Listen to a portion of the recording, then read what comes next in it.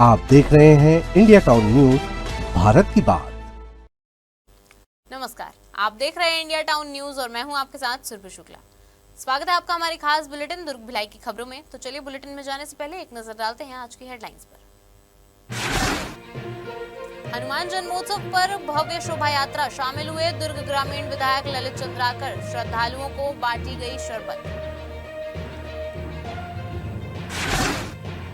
Police का नशे पर कड़ा प्रहार, 2 आरोपी गिरफ्तार, मामले में आगे जांच जारी।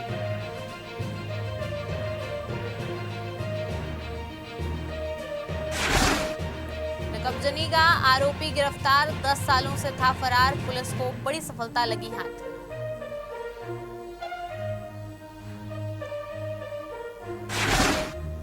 सोशल मीडिया पर आपत्तिजनक टिप्पणी, जनप्रतिनिधियों के खिलाफ की थी टिप्पणी, आरोपी को पुलिस ने किया गिरफ्तार।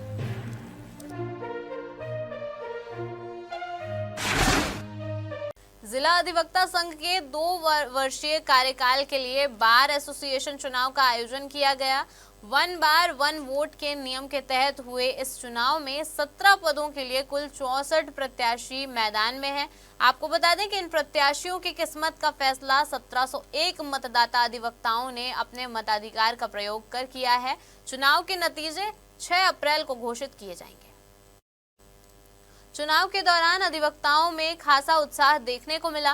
मतदान केंद्रों पर सुबह से ही अधिवक्ताओं की भीड़ नजर आई। कई प्रत्याशियों ने मतदाताओं को आकर्षित करने के लिए विभिन्न घोषणाएं भी की। दुर्ग अधिवक्ता संघ चुनाव 1 बार 1 वोट प्रणाली के तहत कराया गया, जिसमें पारदर्शिता और निष्पक्षता पर विशेष जोर दिया गया है। चुनाव में अध्यक्ष पद के लिए 8 प्रत्याशी मतदान में हैं और वहीं वरिष्ठ उपाध्यक्ष के लिए 7 उम्मीदवार अपनी किस्मत आजमा रहे हैं। कनिष्ठ उपाध्यक्ष के 1 पद के लिए 5 महिला प्रत्याशी चुनाव लड़ रही हैं। इसके अलावा सचिव पद के लिए 3, सह सचिव के लिए 4 और सह सचिव महिला आरक्षित के लिए 3, कोषाध्यक्ष के लिए 4 और ग्रंथालय सचिव के लिए 3 प्रत्याशी मैदान में हैं।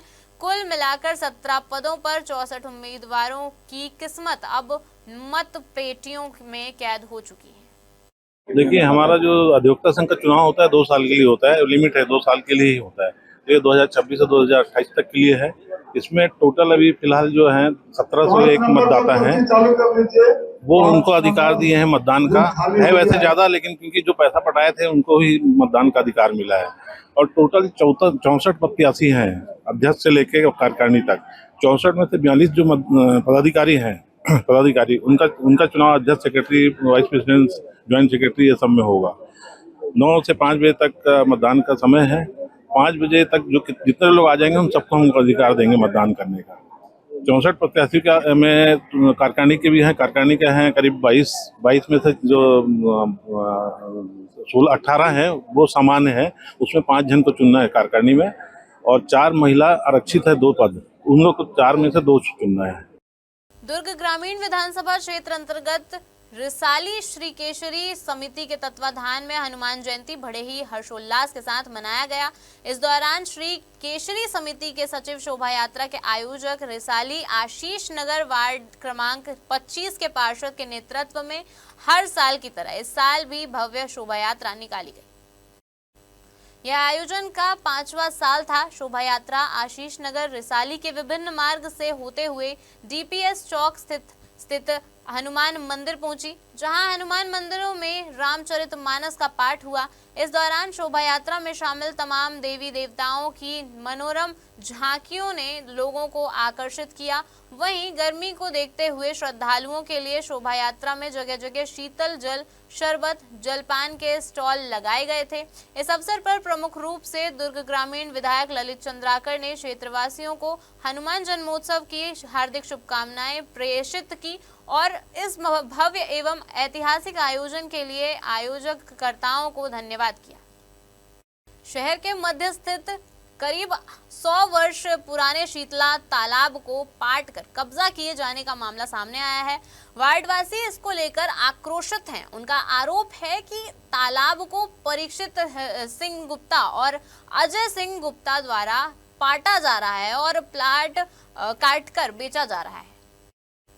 दरअसल स्थानीय लोगों का आरोप है कि उन्होंने कई बार इस मामले में शिकायत की है, लेकिन कोई कार्रवाई नहीं हुई है।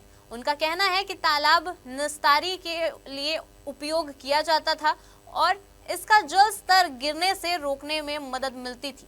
इस संबंध में पुलिस और प्रशासन को मामले में जांच कर कार्रवाई करने की मांग की जा रही है। जब हम पैदा हुए तब से तालाब जारी है और इस तालाब पटना नहीं चाहिए, क्योंकि इसी में निस्तारीकरण होता है पूरे डिबरा पारा का। और जब हम पैदा हुए तब से निस्तारीकरण चल रहे हैं और ये पाट रहे, सरकार को देखना चाहिए और इसको आगे बढ़ाना चाहिए, क्योंकि ये तालाब अगर पाट देगा तो आदमी कहाँ जाएगा। शीतला मंदिर के नाम से प्रसिद्ध है ये तालाब, इसको देखना चाहिए और सरकार को सोचना चाहिए कि इसको नहीं पाटना चाहिए इस तालाब को। और 10 गात्र का कार्यक्रम यही होना है, शीतला ज्योति कलश यही ठंडा होना है। शीतला तालाब के नाम से जाना जाता है। इसको मेरे विगत 50 वर्षों से तो मैं ही जान रहा हूँ, और क्योंकि मेरा साहू सदन केलावाड़ी में आना जाना चलता है, मैं साहू समाज का प्रतिनिधित्व करता हूँ। और इस तालाब को देखने से मेरे को इस तरह से पाटे जाने से मेरे बड़ा दुख हो रहा है, क्योंकि ये शुरू से ही शीतला मंदिर तालाब और यहाँ पे जितने निस्तारी के काम यहीं होते हैं और डिपरा पारा के जितने व्यक्ति हैं यहाँ पे आते जाते हैं, और इनके लिए भी ये मंदिर बना हुआ है। मंदिर में यहाँ जोत जवारा होता है और इससे कसारडी केलावाड़ी से जितने भी डिपरा पारा व्यक्ति हैं जो उनके निस्तारी के लिए बना है, और यहाँ पे जितने पूजा पाठ के सामान जो होते हैं ये है। और वैसे भी कानूनन हिसाब से तालाब का सौंदर्यीकरण होना चाहिए, उसमें रहना चाहिए, तालाब पाटने का कहीं नहीं है। सुप्रीम कोर्ट का निर्देश है कि किसी भी प्रकार से तालाब कुआं किसी प्रकार से पटना नहीं चाहिए। और ये वार्ड नंबर 39 का और 40 का दोनों का निस्तारी तालाब है। यहाँ नहावन का कार्यक्रम भी होता है और मेरा खुद का उम्र 50 साल हो गया। मैं जब से जान समझ रहा हूँ अब से तो यहाँ जो जलता ही है, और पूरा मोहल्ले का डिपरा पारा और केलावाड़ी वार्ड 40 और 39 का यहाँ जवारा विसर्जन भी होता है। अब हम लोग 3 बार अभी वर्तमान में गए दाऊ जी के पास, पैर पड़े कि मंदिर के लिए जगह दे दो और तालाब को सौंदर्यीकरण करवा दो करके। तो उसने बोला कि 4 महीने का टाइम लिया। तो उस 4 महीने का टाइम लेने के आड़ में पूरा पटिंग चालू हो गया तालाब। भिलाई में घरेलू विवाद में धारदार हथियार से हमला करने का मामला सामने आया है, जिसमें जामुल पुलिस ने आरोपी को गिरफ्तार किया है।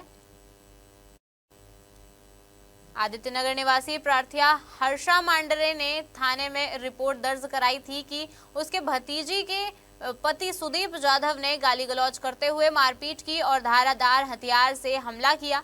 मामले में पुलिस ने विभिन्न धाराओं में अपराध दर्ज कर आरोपी सुदीप जाधव को गिरफ्तार कर लिया और साथ ही आरोपी के पास से घटना में इस्तेमाल हथियार को जब्त किया गया।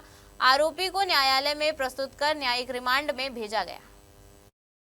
दुर्ग में अतिक्रमण के खिलाफ निगम की सख्ती जारी है। जी हां, नगर निगम आयुक्त सुमित अग्रवाल के निर्देशानुसार शहर के प्रमुख बाजारों में अतिक्रमण के विरुद्ध कार्रवाई की जा रही है।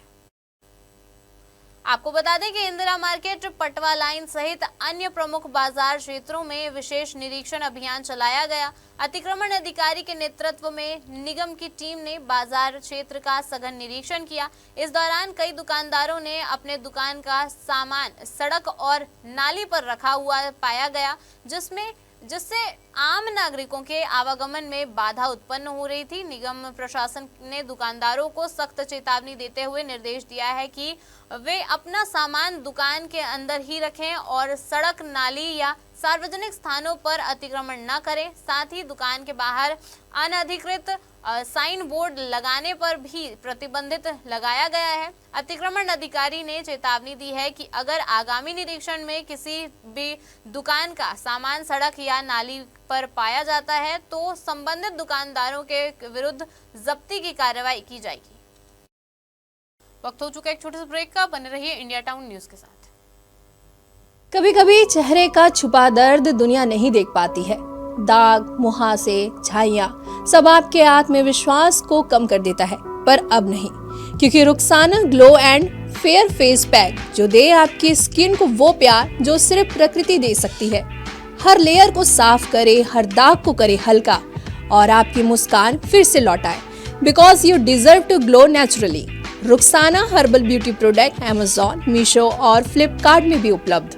जिले ने जल संरक्षण की दिशा में बड़ी उपलब्धि हासिल की है। जिले में 32,058 वाटर हार्वेस्टिंग संरचनाओं का निर्माण किया गया है, जिससे भूजल स्तर सुधारने में मदद मिलेगी।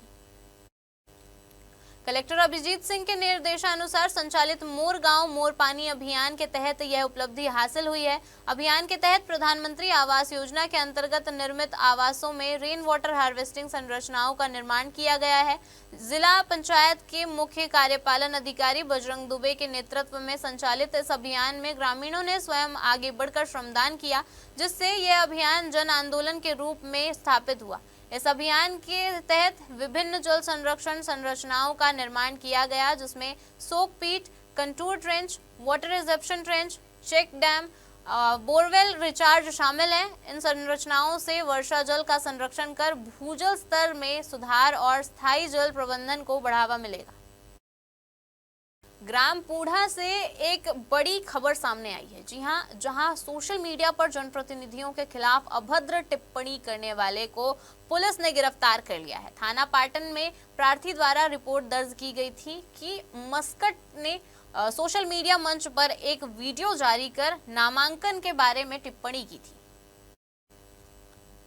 रिपोर्ट के आधार पर पुलिस ने अलग अलग धाराओं के तहत मामला दर्ज किया और जांच शुरू की। जांच के दौरान पुलिस ने नाबालिग की पहचान की और तत्काल कार्रवाई करते हुए नाबालिग को गिरफ्तार कर मोबाइल फोन भी जब्त कर लिया।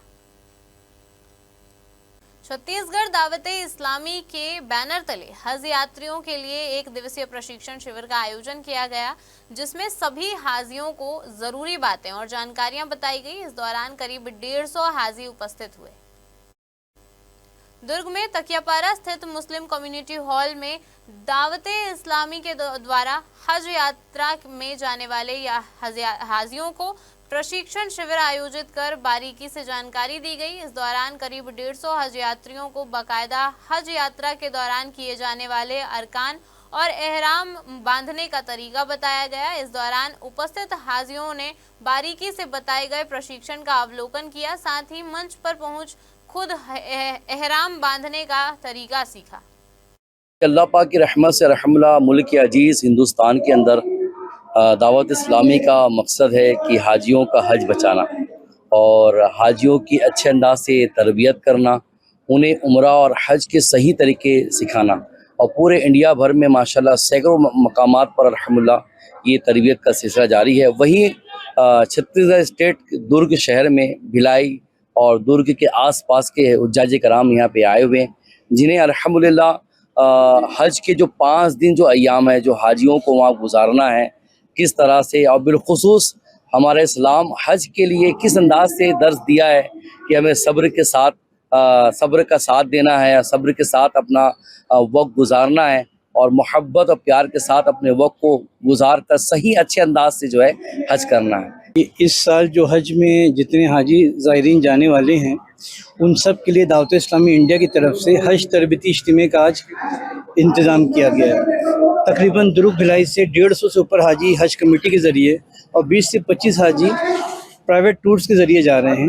उनकी प्रशिक्षण, उनके जो हज में ज़रूरत है, क्या कैसे सामान ले जाना है, कैसे हज के अरकान अदा करना है, कैसे वहाँ पे सारे मामलात को अदा करना है, इसकी यहाँ पे बहुत बेहतरीन प्रैक्टिकल ट्रेनिंग दी जा रही है, ताकि हाजियों को वहाँ जाके अपना हज मुकम्मल तरीके से कर पाएँ और उन्हें कोई दिक्कत या परेशानी वहाँ पे लाहिक ना हो। पुरानी भिलाई पुलिस ने लंबे समय से फरार चल रहे नकाबजनी के आरोपी को गिरफ्तार करने में बड़ी सफलता हासिल की है। जी हां, जानकारी के अनुसार भाटापारा दादर भिलाई 3 निवासी प्रार्थी राजकुमार डहरिया ने थाना पुरानी भिलाई में रिपोर्ट दर्ज कराई थी कि वह अपने परिवार के साथ घर में ताला लगाकर रायपुर एक शादी समारोह में गया हुआ था। वापस लौटने पर घर का ताला टूटा हुआ मिला। मामले में पुलिस ने अज्ञात आरोपियों के खिलाफ अपराध दर्ज कर जांच शुरू की। विवेचना के दौरान सह आरोपी शुभम मांझी को गिरफ्तार कर उसके कब्जे से कुछ चोरी का सामान बरामद किया गया, जबकि मुख्य आरोपी दंतेश राव घटना के बाद से फरार हो गया था। पुलिस द्वारा लगातार तलाश के बीच सूचना मिली, जिसके आधार पर आरोपी को उसके निवास क्षेत्र से गिरफ्तार कर लिया गया। पूछताछ के बाद आरोपी दंतेश राव को विधिवत गिरफ्तार कर न्यायालय में पेश किया गया। पुलिस के अनुसार आरोपी पिछले 10 वर्षों से नकबजनी के मामले में फरार था और अपनी पहचान छिपाकर महाराष्ट्र के नागपुर में रह रहा था।